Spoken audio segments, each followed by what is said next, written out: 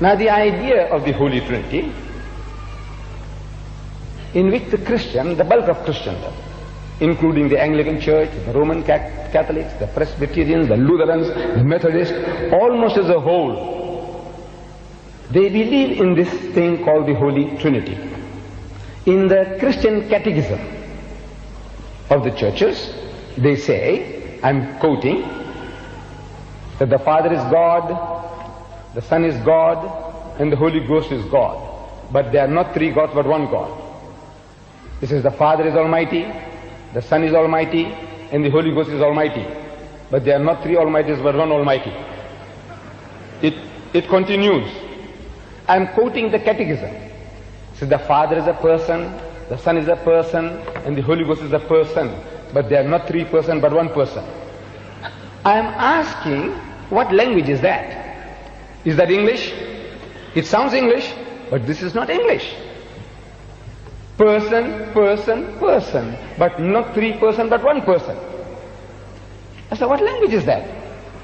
What is a person in your language, you English people? Tell me, you Americanized Englishmen. Tell me, what is a person in your language? If you and your two other brothers are identical triplets, we can't make out the difference between the three of you. You are all identical. If one of you commit murder, I am asking, can we hang the other? You say no. I say, why not? You all look alike.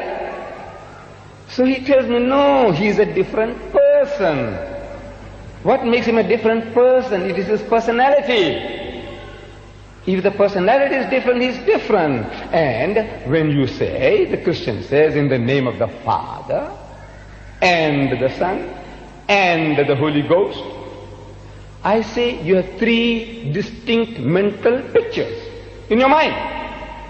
When you say Father, you're not thinking of the Son. When you say the Son, you're not thinking of the Holy Ghost, are you? There. And these three pictures, you can never superimpose and create one. There'll ever be three in your mind. Unless the mind is diseased, you say these three I see as one. The three will ever remain three. And the Bible tells us in the Gospel of St. Luke, chapter 2, verse 21, when he was 8 days old, he was circumcised. God getting circumcised?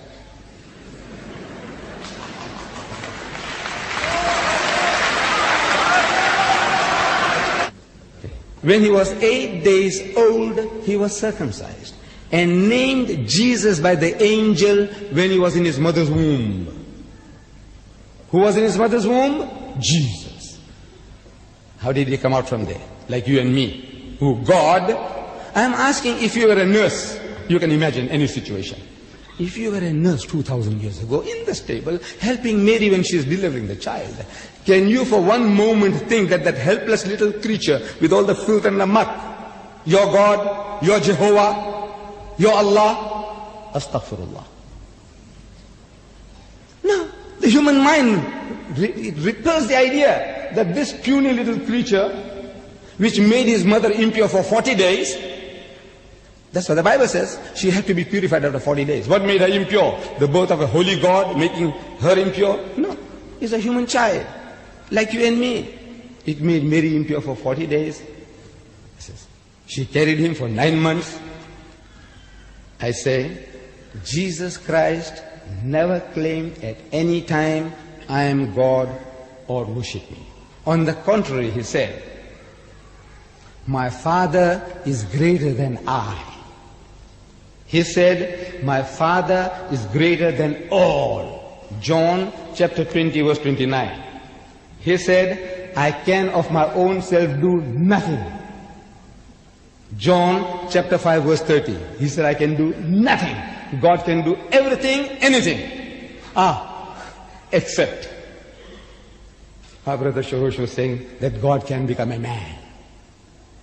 He can do anything. I said, no, he can't do anything. Am I limiting God? I says, no. I am telling you and I challenge people to prove to me that God Almighty, He can create another God. He is uncreated, He can create another uncreated. He is eternal, from the beginning which has no beginning. Now He can create another equal to Him. Where? How? As soon as He creates somebody, He's created. That means he can't create an uncreated. Look, this is common sense. He can't create another God. Can he make another father? There will be 2 fathers, then he can make a dozen fathers, can't he? So my Hindu cousins are more consistent. They believe in millions of God, anything is God, everything is God. He's more consistent, he's more reasonable. Why are you so unreasonable? You only make one exception. Why shouldn't we have more gods, more sons? Physical sons? No, he says, and further, he can't throw me out of his kingdom. This God Almighty. Can he throw you out of his kingdom, out of his dominion? Is there a place outside his dominion where he can throw you out? Can he? He can't. Can you imagine him throwing you out? Where can he throw you out? He can obliterate you, yes. He can finish you up, yes. But he can't throw you out of his dominion, out of his rule. He can't. Now that doesn't mean he's limited. This is how powerful he is. His dominion extends over the heavens and the earth. Everywhere, whatever you can think or imagine and beyond. So where can he throw you? See, God Almighty does. He can do anything, but what he does are godly things. God must do godly things. He doesn't do monkey tricks. Look, I don't expect Brother Shorosh to do monkey tricks, nor do you expect me to do monkey tricks here. Do you? A man comes so many thousand miles away from Africa. Another brother comes so many thousand miles from America. To do monkey tricks here? What do you expect us to do? If somebody told you that, Didat and the Shorosh, we're having the dance in front of the stage. Would you believe it? Would people believe you? So we don't expect these people, these godly people to come along and do, jiving here. No. God Almighty, he does godly things. He doesn't do ungodly things. The Anglicans in England today, they are a little more reasonable than the evangelists. There was a shock survey of Anglican bishops in June last year, here in the UK. And more than half of England's bishops say Christians are not obliged to believe that Jesus Christ was God. No more, you don't have to believe. If your salvation and mine depended upon that, because your salvation, if you are a Christian, the Christian believes that Jesus must die as a God.